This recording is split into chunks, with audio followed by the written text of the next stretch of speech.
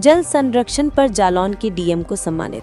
IAS Rajesh Kumar Pandey को राष्ट्रपति ने सम्मानित किया। जिले को मिलेंगे 2 करोड़ रुपए। बुंदेलखंड के सूखा प्रभावित जिले जालौन ने जल संरक्षण की दिशा में नया इतिहास रचते हुए राष्ट्रीय स्तर पर अपनी पहचान दर्ज कराई। नई दिल्ली के विज्ञान भवन में आयोजित 6वें राष्ट्रीय जल पुरस्कार समारोह में राष्ट्रपति द्रौपदी मुर्मू ने जालौन के जिलाधिकारी राजेश कुमार पांडे को जल संरक्षण में असाधारण उपलब्धियों के लिए सम्मानित किया। ये सम्मान न केवल जिले के लिए गौरव की बात है, बल्कि बुंदेलखंड के जल संकट से जूझ रहे क्षेत्र के लिए भी बड़ी प्रेरणा है।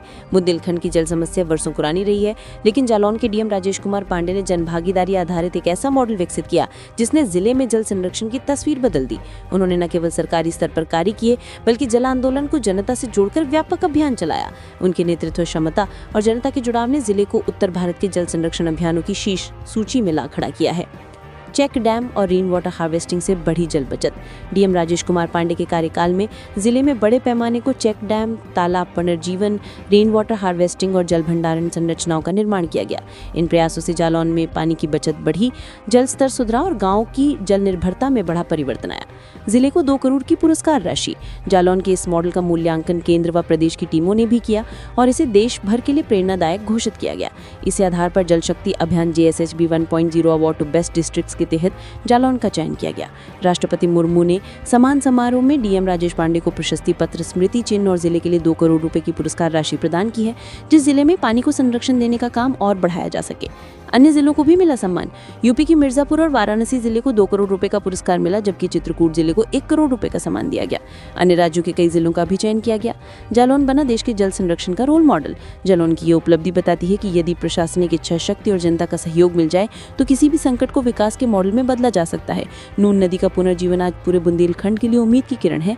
इसका नाम राष्ट्रीय स्तर पर प्रधानमंत्री नरेंद्र मोदी द्वारा मन की बात में भी जिक्र किया गया।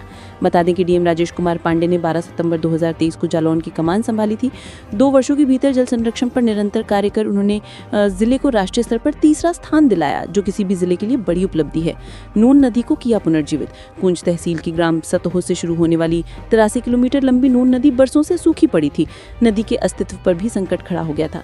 इसके लिए डीएम राजेश कुमार पांडे के नेतृत्व में इसे पुनर्जीवित करने की ऐतिहासिक पहल की शुरुआत की गई।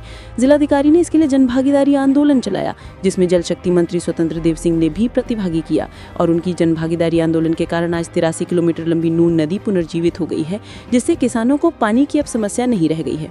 किसान इस नून नदी के माध्यम से सिंचाई के लिए पानी ले रहे हैं।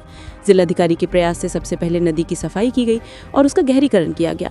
तटबंधों का निर्माण किया गया, जल स्रोतों का पुनर्जीवन किया, जिसमें हजारों ग्रामीणों की सहभागिता रही।